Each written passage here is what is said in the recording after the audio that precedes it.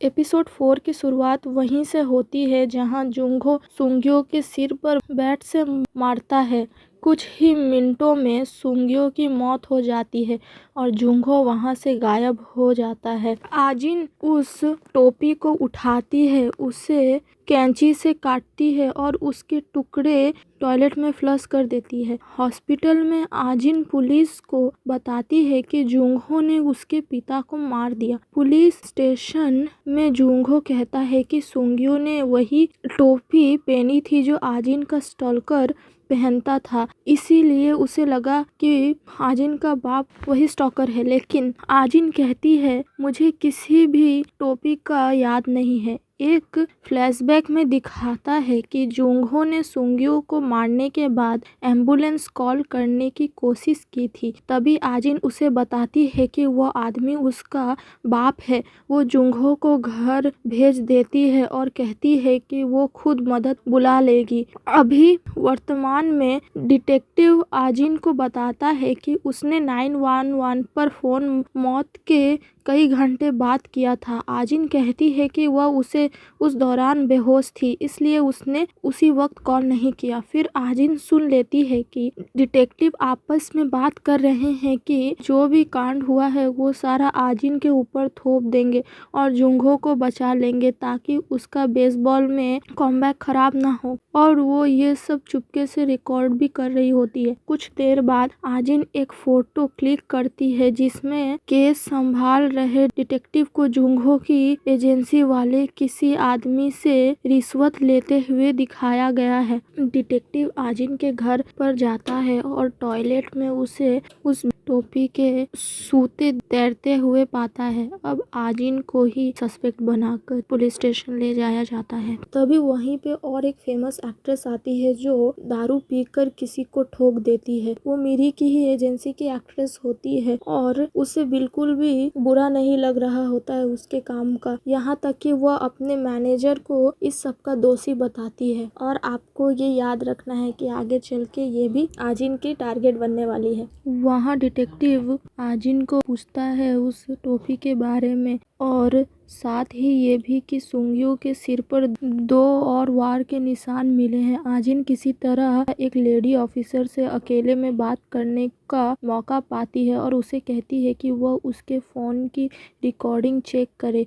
Officer सुन लेती है कि दूसरे डिटेक्टिव कैसे आजिन पर इल्ज़ाम डालने की प्लानिंग कर रहे थे। ये बात इंटरनल अफेयर्स तक पहुंचती है लेकिन उन्हें कोई सबूत नहीं मिलता। अब लीड डिटेक्टिव का एक ही मकसद है, आजिन को फंसाना। तभी लॉन्गस्टर एंटरटेनमेंट से कोई आता है और आजिन से मिलता है और उसको मदद ऑफर करता है, लेकिन ऑब्वियसली अपने फायदे के साथ। उधर पुलिस को स्टॉकर के बारे में और सबूत मिलते हैं। वो फुटेज भी मिलती है जिसमें वो आजिन के साथ कन्वीनियंस स्टोर में दिख रहा था। फिर जुनस्यो पुलिस के पास जाता है और खुद कबूल करता है कि वो आजिन को स्टॉक करता था।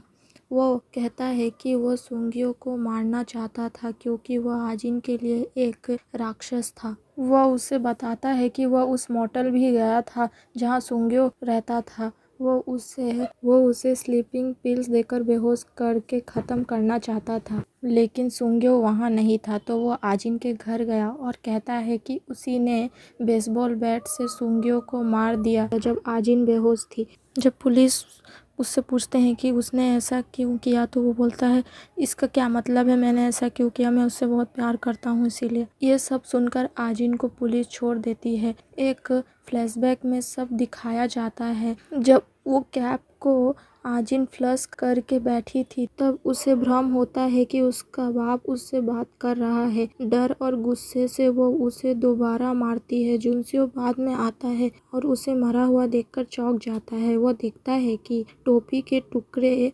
टॉयलेट में फंसे हुए हैं और उन्हें कूड़े की थैली में डालकर बाहर फेंकने जाता है। वो जल्दी में आजिन के फिंगरप्रिंट बैट से मिटाता है और सुंग्यो को एक बार और मारता है ताकि वार की गिनती मैच हो जाए। फिर वो मोटल जाता है और वहाँ स्लीपिंग पिल्स रख देता है ताकि लगे कि वो पहले वहाँ गया था, लेकिन बाद में पुलिस को पता चल जाता है कि जुनस्यो मोटल बाद में गया था, पहले नहीं। फिर भी अचानक से डिटेक्टिव लोग जुंगहो को आरोपी बना ही देते हैं और उसे गिरफ्तार कर लेते हैं। आजिन और जुनस्यो दोनों पूरी तरह बच निकलते हैं। ये सब मिरी ने करवाया था क्योंकि आजिन ने आखिरकार उसकी एजेंसी के साथ कॉन्ट्रैक्ट साइन करने के लिए हाँ कर दी थी, लेकिन मिरी उसे एक शर्त देती है, वो जुनस्यो से दूर रहे। मिरी कहती है कि वो आजिन को मशहूर और ताकतवर बनाएगी, लेकिन जैसे जैसे आजिन आगे बढ़ेगी ये सारी पुरानी बातें बार बार सामने आएंगी और अगर जुनस्यो साथ रहा हालात और बिगड़ेंगे। बाद में केस से जुड़े सारे फाइल्स मिरी को भेज दिए जाते हैं और वो उन्हें अपनी तिजोरी में बंद कर देती है। मीटिंग से सहमत होने के बावजूद आजिन जुनस्यो से मिलती है। जुनस्यो उसे कहता है कि उसने जुंगहो को अपनी चाल में फंसाया और उसके किए की सजा उसे जरूर मिलेगी, लेकिन फिर भी वो कहता है कि वह हमेशा उसके साथ रहेगा और ये सब उसे अब बंद कर देना चाहिए। आजिन उसे साफ साफ कह देती है कि वो अब उससे नहीं मिलेगी और वहाँ से चली जाती है। जुनस्यो उसे बहुत रोकने का कोशिश करता है। ऐसा लगता है कि आजिन को भी ऐसा करने से बुरा लग रहा है। ये सीन बहुत इमोशनल होता है, लेकिन वो नहीं सुनती और वहाँ से चली जाती है। समय बीता है, आजिन बहुत बड़ी और फेमस एक्ट्रेस बन जाती है। एपिसोड खत्म होता है जिसमें हमें दिखाया जाता है कि जुंगहो जेल में बैठा आजिन की फिल्म देख रहा है।